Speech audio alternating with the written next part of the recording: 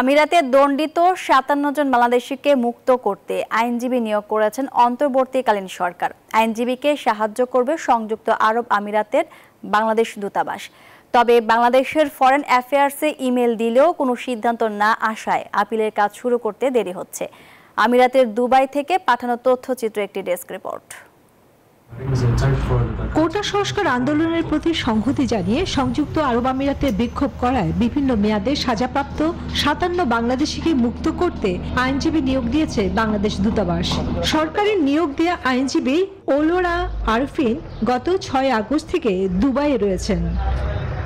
কাজ শুরু করতে ইতিমধ্যে তিনি বাংলাদেশ ফরেন অ্যাফেয়ার্সে ইমেল দিলেও কোনো রিপ্লাই না পাওয়ায় শুরু করতে পারছেন না আপিল।